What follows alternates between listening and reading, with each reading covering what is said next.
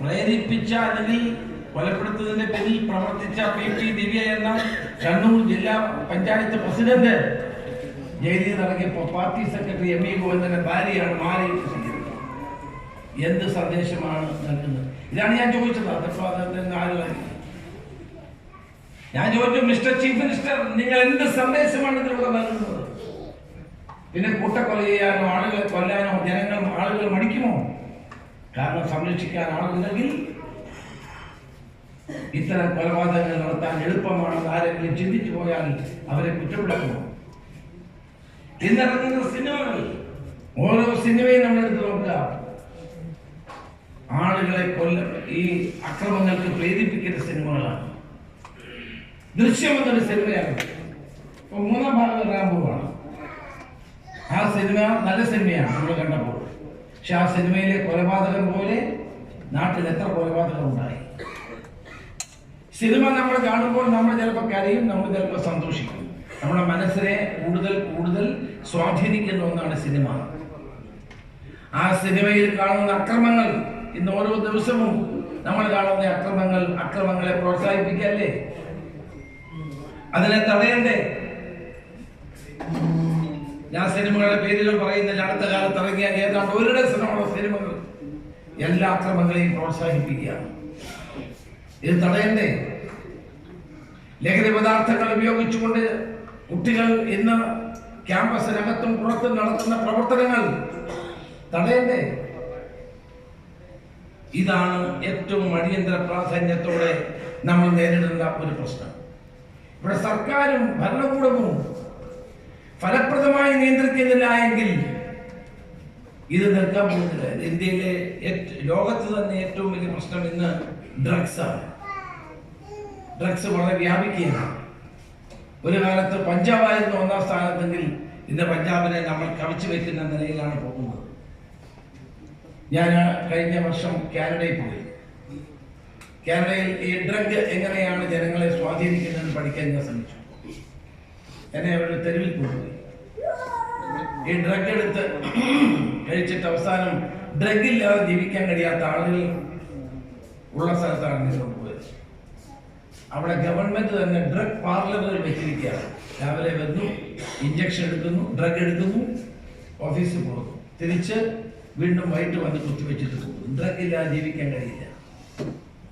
ഞാൻ ആഭ്യന്തരമന്ത്രിയായപ്പോൾ നിങ്ങൾ ഞെട്ടുന്ന ഒരു കാര്യം ഞാൻ കണ്ടു. ഞാനോട് വിശദീകരിക്കാം. എറണാകുളത്ത് ഒരു സ്ഥലത്ത് ചെറിയ അണലി കുഞ്ഞുങ്ങളെ വളർത്തുന്നുണ്ട്. ആ അണലി കുഞ്ഞുങ്ങളെ കൊണ്ട് നാക്കിൽ കൊത്തിക്കുന്ന നടപടി. മരിക്കില്ല, കാരണം അണലി കുഞ്ഞുങ്ങളാണ്. സാധാരണ ഡ്രഗ് അടിച്ചാലൊന്നും ഏക്കാത്ത ആളുകൾ നാക്കിൽ അണലിയെ കൊണ്ട് കൊത്തിക്കുന്ന നടപടി ഇവിടെ ധാരാളമുണ്ട്. എനിക്ക് പറയാൻ കഴിയുന്ന ഇത്രയേ ഉള്ളൂ. അതുകൊണ്ട് ഞാനത് മാത്രം പറയുകയാണ്.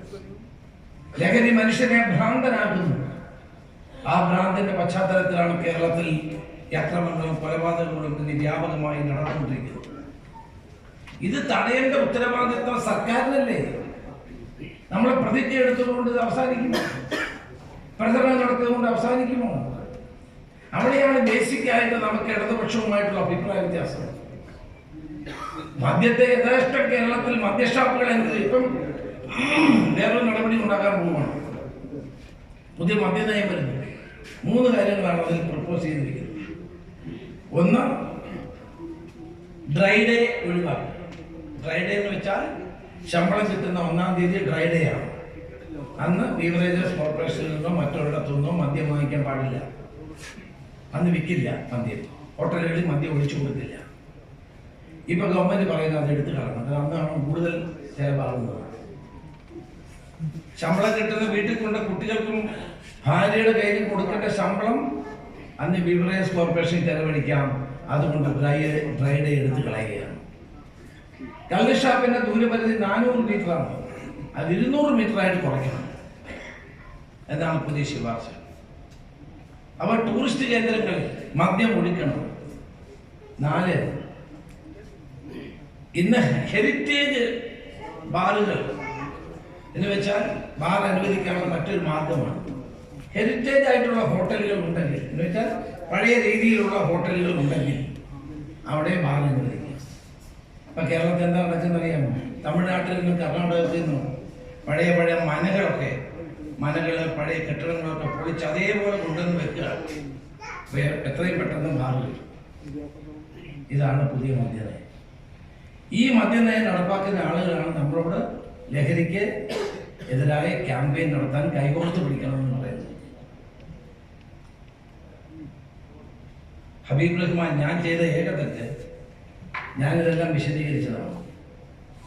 ഞാൻ പറഞ്ഞു, മിസ്റ്റർ ചീഫ് മിനിസ്റ്റർ, നിങ്ങൾ വിചാരിച്ചാൽ 28 മണിക്കൂറിനകം 24 മണിക്കൂറിനകം നിയന്ത്രിക്കാൻ കഴിയും. നിങ്ങൾ എന്തുകൊണ്ട് നിയന്ത്രിക്കുന്നില്ല? എന്തുകൊണ്ട് ലഹരി മാഫിയയുടെ വേറെ ഉറക്കുന്നില്ല? അപ്പൊ നിങ്ങളാണ് ഇതിന് ഉത്തരവാദി. കേരളത്തിലെ ക്യാമ്പസുകളിൽ നടക്കുന്ന റാഗിംഗ് മുഴുവൻ നടത്തുന്നത് SFIക്കാരാണ്. ഞാൻ അതും പറഞ്ഞു, SFIക്കാരാണ് ഈ റാഗിംഗ് മുഴുവൻ നടത്തുന്നത്. വയനാട്ടിൽ ഒരു പാവപ്പെട്ട സിദ്ധാർത്ഥൻ എന്ന് പറയുന്ന വിദ്യാർത്ഥി വീട്ടിൽ പോകുമായിരുന്നു. ആ കുട്ടിയെ വിളിച്ചുകൊണ്ട് വരുത്തി 2 ദിവസവും അടിവസ്ത്രം മാത്രം ധരിപ്പിച്ച് വെള്ളം പോലും കൊടുക്കാതെ ഭീകരമായി മർദ്ദിക്കുകയും ഭേദ്യം ചെയ്യുകയും ചെയ്തിട്ട് അവസാനം എൻ്റെ ശവശരീരമാണ് കിട്ടിയത്. കോട്ടയത്ത് ശരീരം മുഴുവൻ കോമ്പസ് കൊണ്ട് വരഞ്ഞ് വിദ്യാർത്ഥികളുടെ പടം നിങ്ങൾ പത്രത്തിൽ കണ്ടു. റാഗിങ് കേരളത്തിൽ ഈ റാഗിങ് എന്ന് വ്യാപകമാണ്. ആരാണ് നിയന്ത്രിക്കേണ്ടത്? പ്രമേയം പാസ്സാക്കിയാൽ നിയന്ത്രിക്കാൻ കഴിയുമോ? ഇത് നിയന്ത്രിക്കേണ്ടത് ഗവൺമെന്റാണ്. ഞങ്ങൾ ഗവൺമെന്റുമായി സഹകരിക്കാൻ തയ്യാറാണെന്ന് പറഞ്ഞു. ലഹരിക്കെതിരായ ക്യാമ്പയിൻ, ലഹരിക്കെതിരായ നടപടികൾ ഒക്കെ നമ്മൾ സഹകരിക്കാൻ തയ്യാറാണ്. പക്ഷേ സർക്കാർ ചെയ്യേണ്ട കാര്യങ്ങൾ സർക്കാർ ചെയ്യണം. നമ്മൾ അസംബ്ലിയിലൊക്കെ പറയുമ്പോൾ ഗവൺമെന്റ് പറയും, മുഖ്യമന്ത്രി പറയും വിമുക്തി.